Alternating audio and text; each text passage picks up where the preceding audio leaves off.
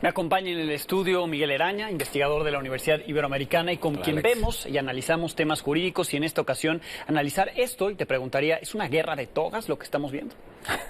Bueno, parecería que sí. Parecería, ¿no? Parecería que sí, porque esto rememora mucho los conflictos de las graduaciones casi, donde terminan aventándose unos y otros desde el birrete y la toga, pero bueno, aquí se trata de dos altos, uno ex cargo del Estado, que Sí. es como ministro de la Suprema Corte de Justicia durante 14 años, y por el otro lado, la presidenta del máximo tribunal de justicia del país. Y fíjate que ellos encarnan muy bien lo que un viejo debate profesoral del siglo XX, de dos grandes profesores, cuestionado alguno de ellos más,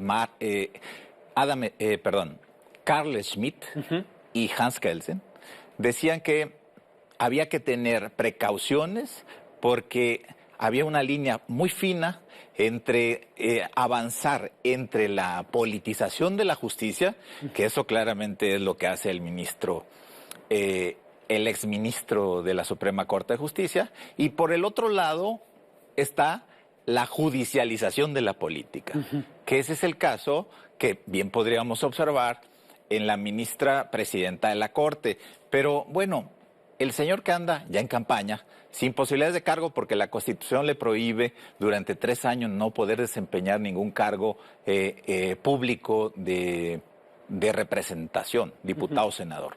Entonces, por ahí va a estar 3 años esperando nombramientos, pero también es legítimo que se queje, ¿eh?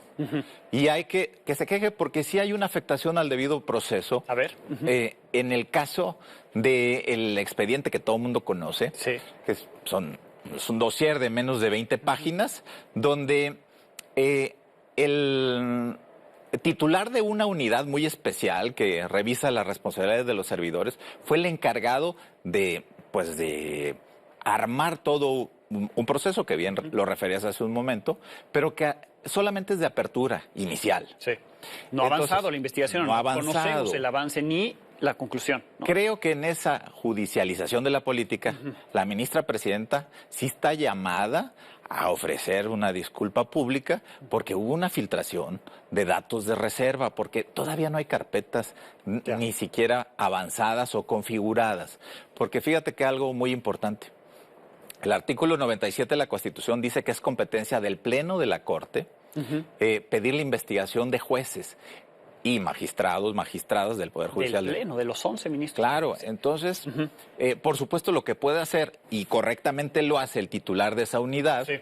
que ahora está en el centro de la polémica, porque seguramente alguien de su oficina le filtró a la prensa lo que no debería haber sido posible. El titular de esa unidad se llama Herbert Torres, que es alguien muy cualificado, ya estuvo hasta el 19, que por cierto lo corrió el propio Saldívar.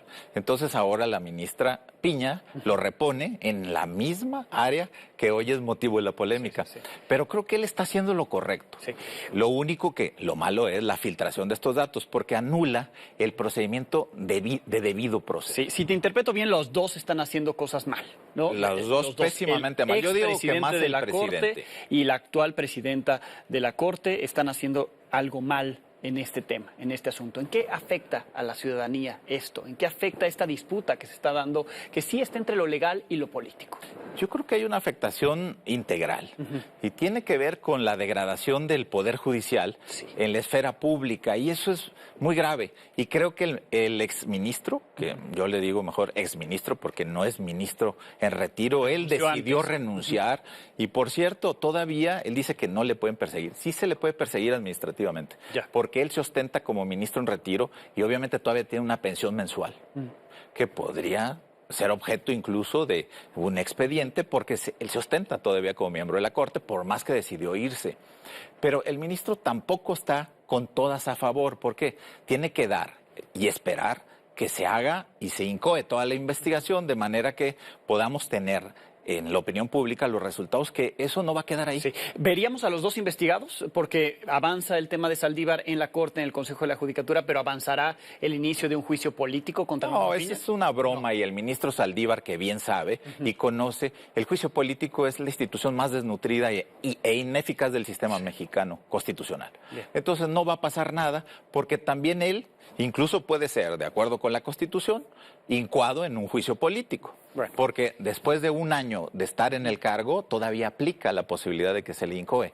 Y por las mismas razones que él alega para la ministra presidenta. Miguel, como siempre, muchas gracias. Gracias. Encantado, ojalá se arregle esto. Ojalá, ojalá. Gracias, Miguel Eraña.